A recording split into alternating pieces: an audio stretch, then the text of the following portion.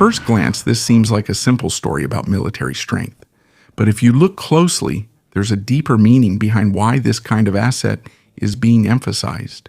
The RQ-180 is not just an ordinary drone.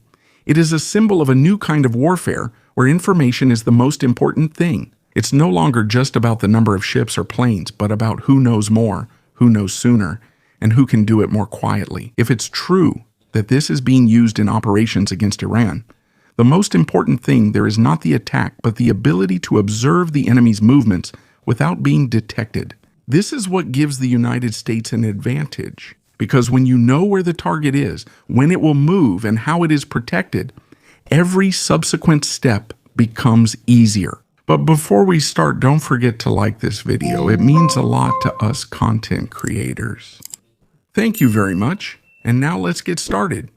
If we look back at history, when the Lockheed SR-71 Blackbird was retired, the U.S. lost the ability to enter heavily defended airspace without a replacement. And that was a major gap in intelligence capability. The RQ-180 is said to be the answer to that problem. A platform that can enter undetected, stay airborne for a long time, and provide real-time intelligence. And this is where the timing becomes interesting.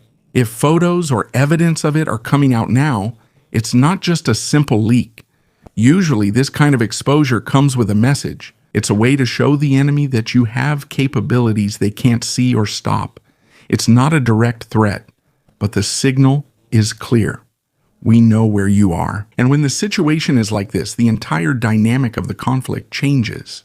Because even before any shots are fired, the side with more advanced intelligence usually has control over what happens next. Here you can see just how different the level of technology being discussed is. Northrop Grumman is in charge of this project after beating Boeing and Lockheed Martin. This is not an ordinary development. This is a project that is almost hidden in the most secret part of the military budget. That's why even the name RQ-180 is not yet officially recognized. Almost everything we know about this comes from leaks, expert analyses, and pieces of information that have been pieced together. But even so, there are some things that are clear. It is believed that it first flew in August 2010, and in the following years, it gradually entered operational use. There are even indications that it was already being used before 2020.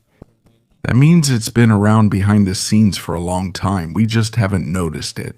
And one of the most interesting things about this is that its development is said to have taken place in classified locations, like Area 51, a place long associated with America's most advanced projects. Now, why is it important that the public is slowly starting to see this? Because with this kind of technology, it's no accident that it came out. When a photo or evidence comes out, it often carries a message with it. It's a way to show that you have capabilities your enemies can't match. And in modern warfare, this kind of advantage is more important than simple military strength. It's not about who has more planes, but about who knows more, who sees more, and who can move without being noticed. And if it's true that this has been operational for a long time, it's possible that the United States has had this level of surveillance capability for a long time without most people knowing. And that's the real game changer. This is where it becomes clearer how a highly secret project is gradually being revealed to the public. In September 2021, there were reports that the RQ-180 was seen in the skies over the Philippines. Silent, almost unnoticeable, but enough to catch the attention of observers. In the same year, a video was also released by the United States Air Force where the name White Bat was used. This is not an official confirmation, but it's clear that there's something they want to imply, a code name for something they're not ready to fully reveal. Everything became more interesting in March 2026. According to a report from On Larissa GR, an aircraft made an emergency landing at Larissa Air Base in Greece. At first, it was mistaken for a B-2 bomber, but as more photos and videos surfaced, experts gradually realized that it was something different, a rarer, quieter, and more advanced system. This is where aviation experts came in to analyze. They studied every frame, the shape of the wings, the flight profile, and the behavior of the aircraft. and almost all of them reached the same conclusion. This is not the B-2. This is the RQ-180. What they called the Lady of Larissa became the clearest evidence that this project was no longer just a theory. It is now actually being used in operations. And more importantly, the location is no accident. Greece is a strategic point between Europe and the Middle East. If the United States has ongoing operations in the region, it makes sense that they would use this kind of platform there. That's why analysts quickly connected the dots. If it's in the Mediterranean and there's an operation in Iran, there's a high possibility that it's being used for surveillance and intelligence support. And this is where its true value comes out. It's not for display. It's not for direct combat. It's an eye in the sky, a system that provides information others can't see. And in modern warfare, whoever controls the information controls the next move. This is where it becomes even clearer why the RQ-180 is special. According to analyses like those of Intel Walrus and reports from the war zone, this is not just a simple drone. This is a platform designed to collect information in a way that goes almost unnoticed. And even without official confirmation from the Pentagon or the United States Air Forces in Europe, the photos that have come out are enough to form a clear picture of how this works. Under the aircraft, there are unusual sensor openings. These are not just simple cameras. There's a strong possibility that this is a multispectral sensor system.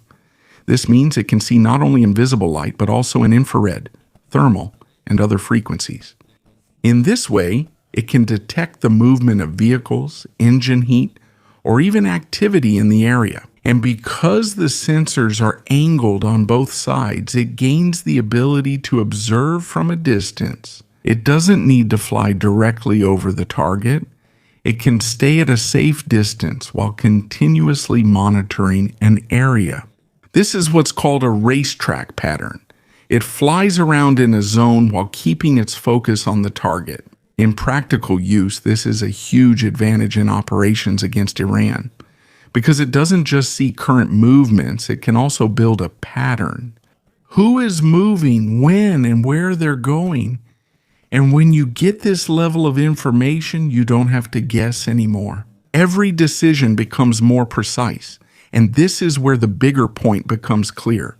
This kind of technology isn't just about surveillance, it's about control. Because in modern warfare, whoever has the most information has the greatest advantage, even before the battle begins. Here, the picture of how powerful the RQ-180 is becomes even clearer. It's not just a simple eye in the sky. This is a system that can combine different types of information into a single picture of the battlefield. According to experts, it most likely has the capability to use GMTI and SAR. GMTI, or Ground Moving Target Indicator, is like a live tracking system. It can detect the movement of vehicles, soldiers, and even small enemy movements in real time. This means you don't just get a single picture. You can actually see how the enemy is moving as it happens. Meanwhile, the SAR, or synthetic aperture radar, provides a detailed image of the terrain. Even at night, even when it's cloudy, even in bad weather, it can create a clear image of the ground and structures. When these two are combined, an almost complete picture is formed. The SAR provides the background and the GMTI adds movement to the scene. As a result, a live view of the battlefield is created, something old systems couldn't provide. And this is where this kind of technology brings a major change. In operations against Iran, it's not just important where the target is, it's more important how it's moving, where it's going, and when it's vulnerable. And that's exactly what this kind of combination of sensors can provide. There's another important detail. Analysts noticed that the sensors on the RQ-180 are almost identical to those used on the Scale Composites Proteus, an experimental aircraft that has long been used as a test platform for advanced systems. And since the Proteus is also connected to Northrop Grumman, it's easy to see the development path. First, the technology is tested on the experimental platform. Afterwards, it is transferred to a more advanced and operational system, like the RQ-180. This means it's not a sudden invention. It's the result of a long process of testing and refinement, and this is where the bigger idea becomes clear. The true strength of a modern military is not just in its weapons, but in the integration of information. When you can combine data from different sensors and turn it into a clear picture of the situation, you gain an advantage that's almost impossible to beat. And in this kind of setup, even before the battle begins, you already have an advantage. Here, it's clearer how complex the design of the RQ-180 is. This isn't just a simple aircraft with sensors. It's a system where every detail has a purpose. That bulge under the body is most likely where the main radar is located. It could be rotating or covering both sides, so it can continuously scan no matter where it's flying. That means it never loses awareness, even when it's moving or getting farther from the target. Aside from that, it has space for other equipment, electronic systems, surveillance and communication antennas. In other words, it's not just an observer. It can collect data, interfere with enemy signals, and communicate with other units on land, sea, and air. When combined, it becomes the center of information in an operation.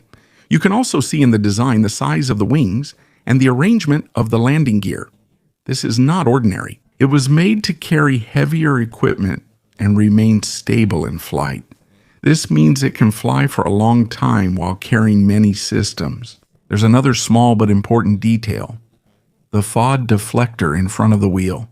It looks simple, but it's important for stealth. This aircraft has a special coating that helps it avoid radar.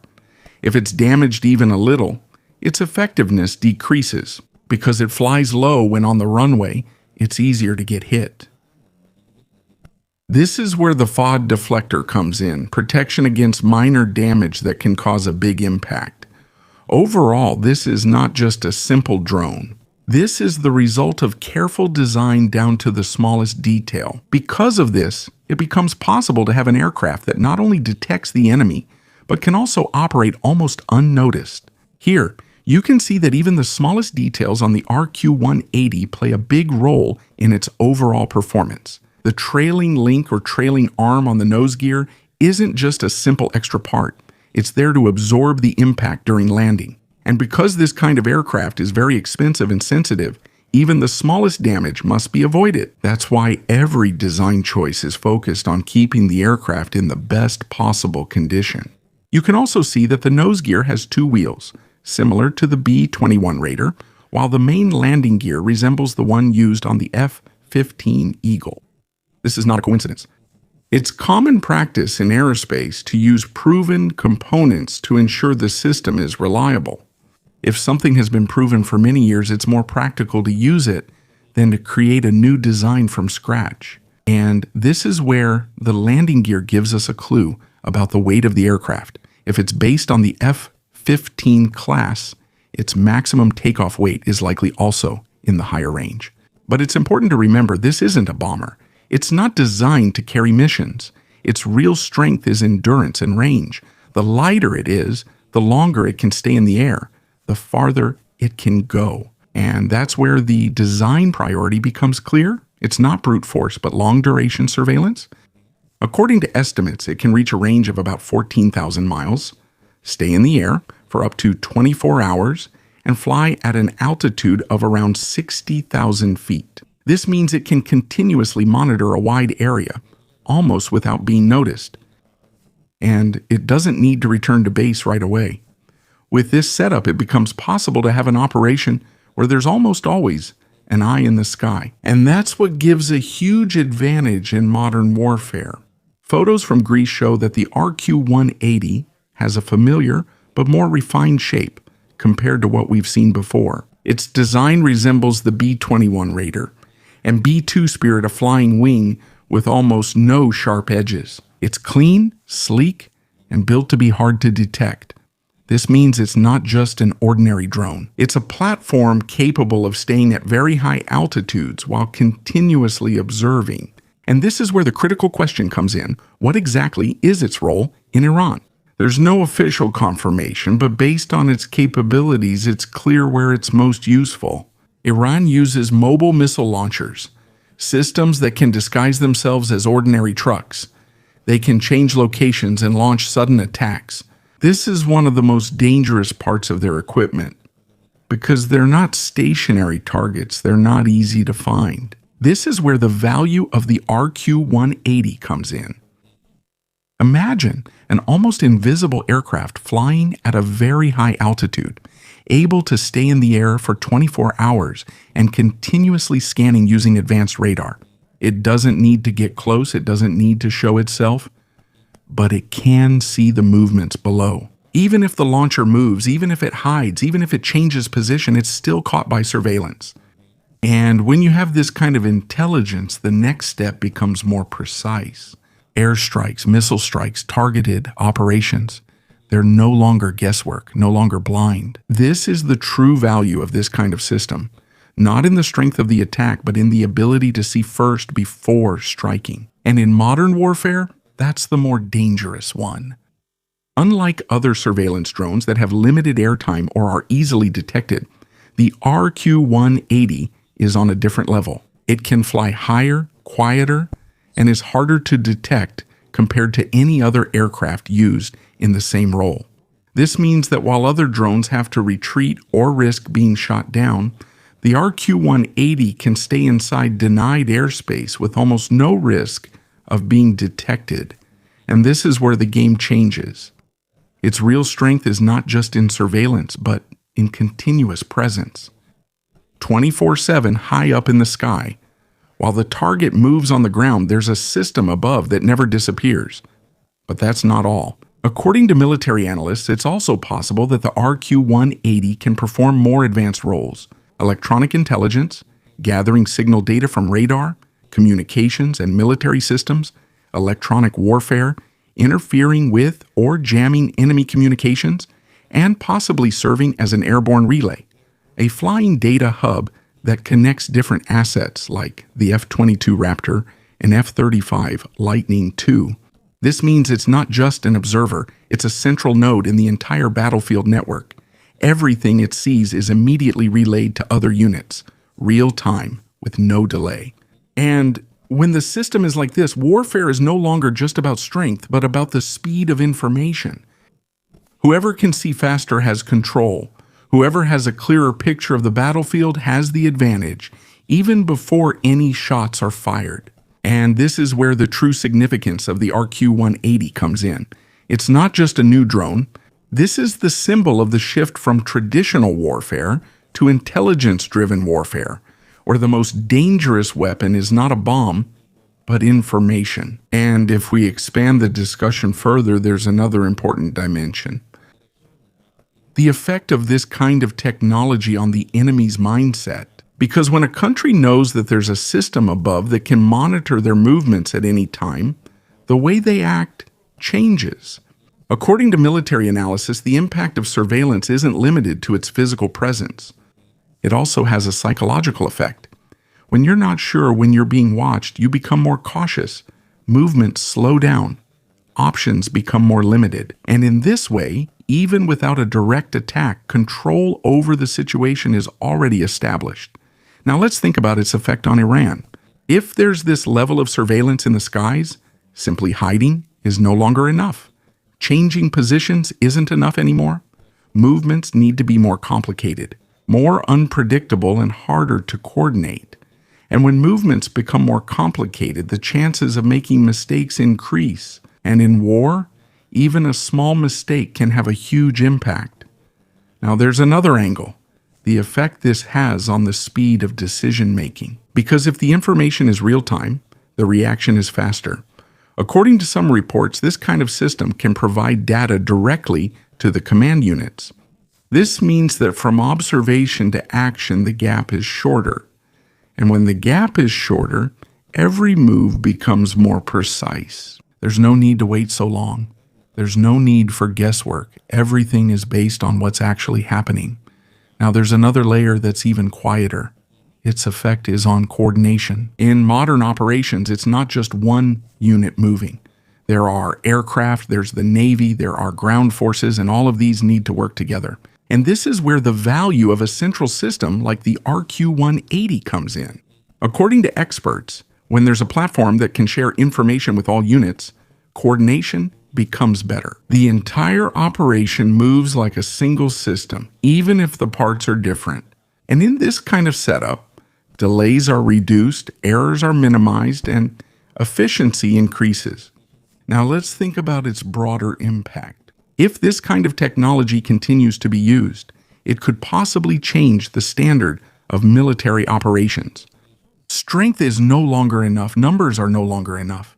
You need this level of information. And if you don't have this, no matter how strong you are, you'll still be at a disadvantage. Now, there's another perspective. Its effect on the development of other countries.